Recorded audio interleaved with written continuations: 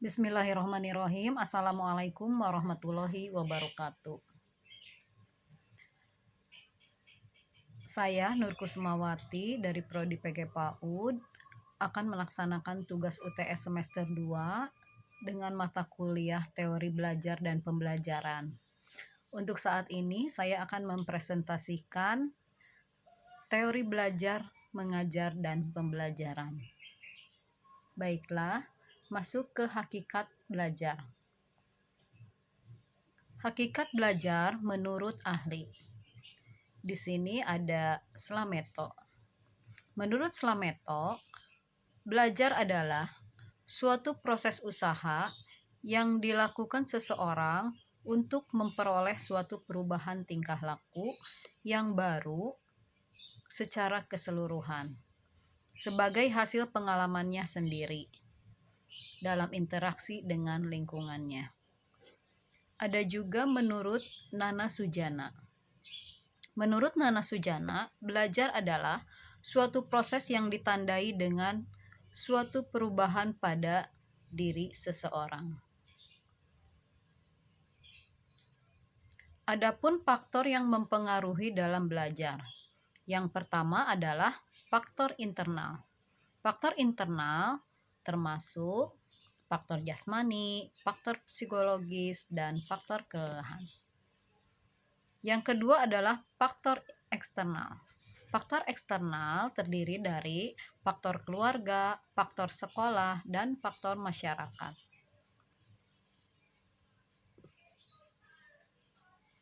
Prinsip dalam belajar.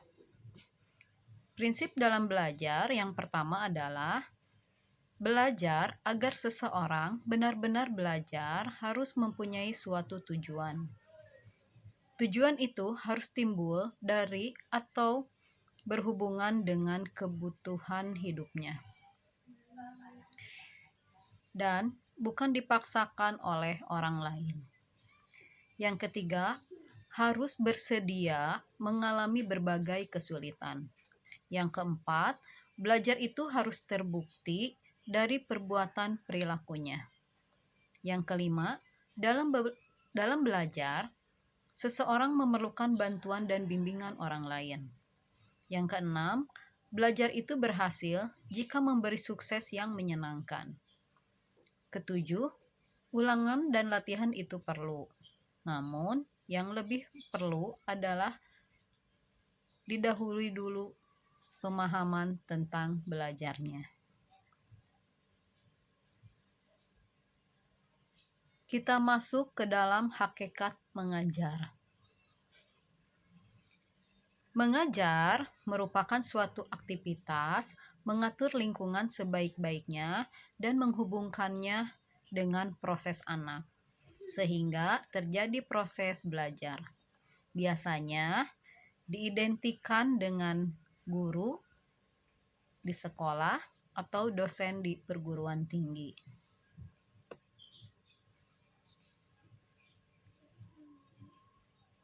Adapun prinsip guru yang baik. Guru yang baik akan menghormati dan memahami siswa. Yang kedua, guru harus memahami pelajaran yang akan diberikan. Guru akan menyesuaikan metode mengajar dengan bahan pembelajaran. Yang keempat adalah jangan terikat dengan satu buku pelajaran. Selain prinsip guru yang baik, ada juga 10 kompetensi guru. Yang pertama, guru harus menguasai bahan.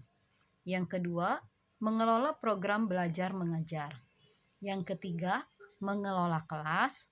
Yang keempat, penggunaan media atau sumber.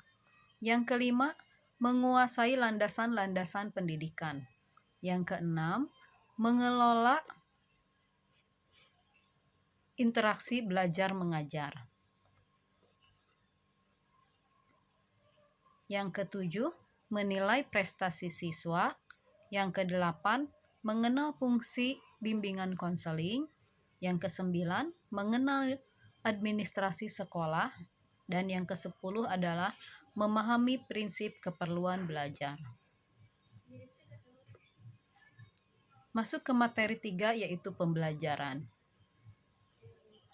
Pembelajaran adalah proses interaksi peserta didik dengan pendidik dan sumber belajar pada suatu lingkungan belajar. Pembelajaran merupakan suatu bantuan yang diberikan pendidik agar dapat terjadi proses perolehan ilmu dan pengetahuan, penguasaan, kemahiran, dan tabiat. Dengan kata lain, pembelajaran adalah proses untuk membantu peserta didik agar dapat belajar dengan baik. Baiklah, saya sudah mempresentasikan tentang hakikat belajar, hakikat mengajar, dan pembelajaran.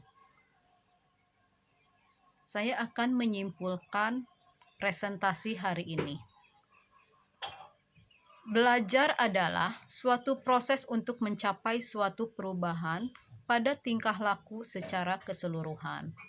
Mengajar adalah suatu proses untuk mengatur lingkungan dan menghubungkannya dengan anak dan terjadi suatu proses belajar. Pembelajaran adalah proses interaksi antara peserta didik dan pendidik dengan tujuan untuk membantu peserta didik agar dapat belajar dengan baik. Sebelum saya tutup, saya akan menambahkan pantun buat ibu dosen.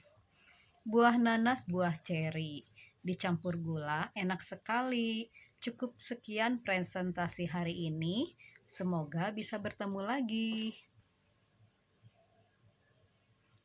Terima kasih. Wassalamualaikum warahmatullahi wabarakatuh.